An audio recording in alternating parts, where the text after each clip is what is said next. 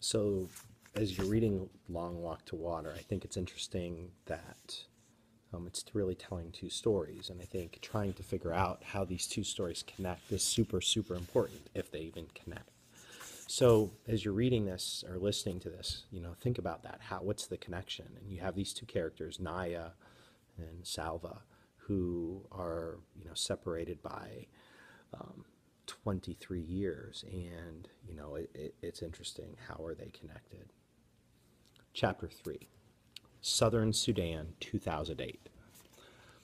The smudge on the horizon gained color as Naya drew nearer, changing from hazy gray to olive green. The dirt under her feet turned to mud, then sludge, until at last she was ankle deep in water.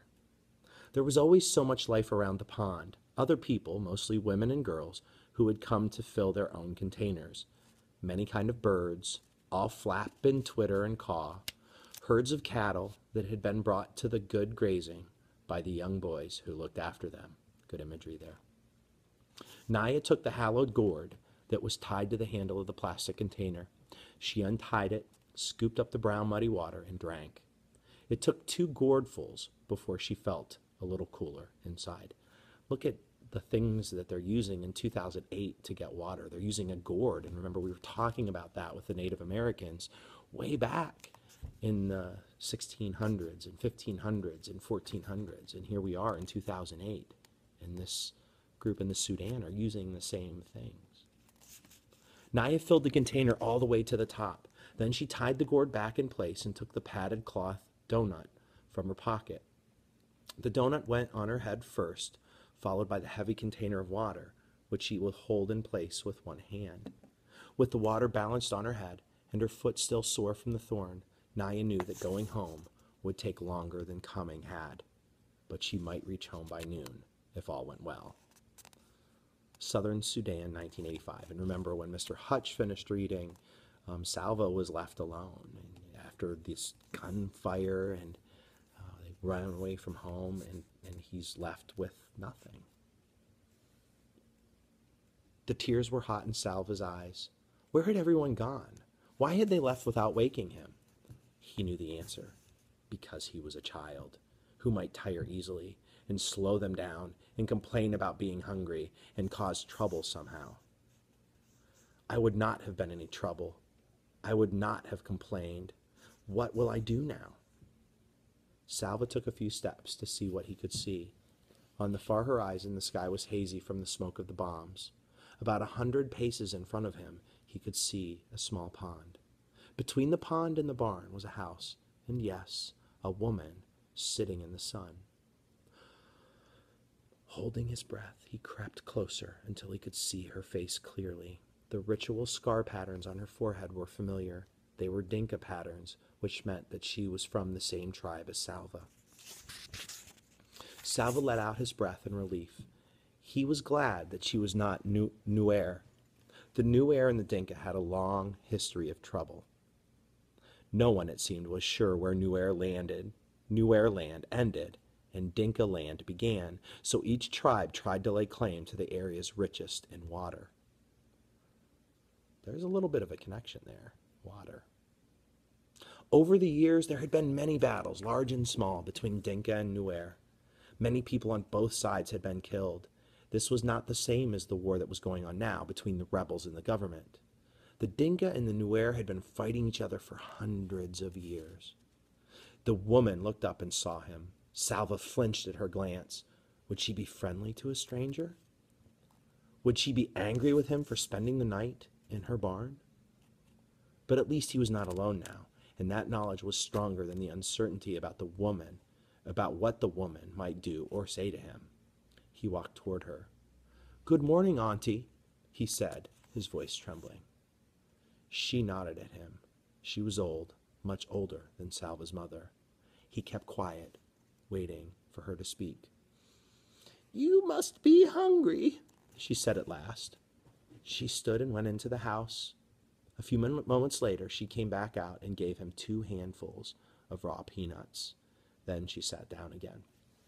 So think about what she just did. Think about what level she is. We talk about the levels, level 0 through level 6. Without knowing him, he slept in her barn that whole night, and he was worried that she was going to be angry at him. Her first reaction, to get him food. So think about that. Think about what kind of person, character trait that is. Thank you, Auntie. Squatting on his haunches next to her, Salva shelled the nuts and ate them. He chewed every nut into paste before he swallowed, trying to make each one last as long as he could. The woman sat without speaking until he was finished. Then she asked, "Where are your people?" Salva opened his mouth to speak, but his eyes filled with tears again, and he could not answer. She frowned. "Are you an orphan?" He shook his head quickly. For a moment he felt almost angry. He was not an orphan. He had a father and a mother. He had a family. "I was at school. I ran away from the fighting. I do not know where my family is." She nodded. "A bad thing, this war. What are you going to do, and how will you find them?" Salva had no answer. He had hoped that the woman might have some answers for him. After all, she was an adult. Instead, she only had questions. Everything was upside down. Everything was upside down, so it wasn't literally upside down. And that's what we call hyperbole, an exaggeration. So everything wasn't really upside down, but if you think about what things would look like if they were upside down, confusing. And he was confused, and things weren't quite the way they should be, obviously. His whole tribe seems to be gone, and can't find his family, and he's alone, and this adult can't find or help him at all other than to give him food. So he may have to find the answers himself. Salva stayed in the woman's barn again that night. He began to make a plan. Maybe I can stay here until the fighting stops. Then I will go back to my village and find my family. He worked hard so she would not send him away. For 3 days he fetched firewood from the bush and water from the pond. But the pond was drying up. Each day it was harder to fill the gourds. Running out of water. Interesting. During the daytime, Salva could hear the distant booming of artillery from the fighting a few miles away. With every shell that exploded, he would think of his family, hoping they were safe, wondering desperately when he would be with them again. On the 4th day, the old woman told him that she was leaving. "You have seen the pond is only a puddle now. Winter is coming and the dry season and this fighting." She nodded her head in the direction of the noise. "I will go to a different village near water. You cannot stay with me any longer." Salva stared at her. His panic rose inside him. "Why can't I go with her?" The woman spoke again before he could ask. "The soldiers will leave me alone, an old woman on her own. It would be more dangerous for me to travel with you." She shook her head in sympathy. "I am sorry I cannot help you any more," she said. "Wherever it is you walk, just be sure to walk away from the fighting." Salva stumbled back to the barn. "What will I do? Where will I go?" The words repeated themselves 1,000 times in his head. It was so strange.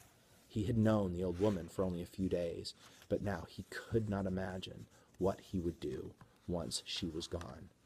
He sat inside the barn and stared out, looking at nothing. As the light grew dimmer, the noises of everything began.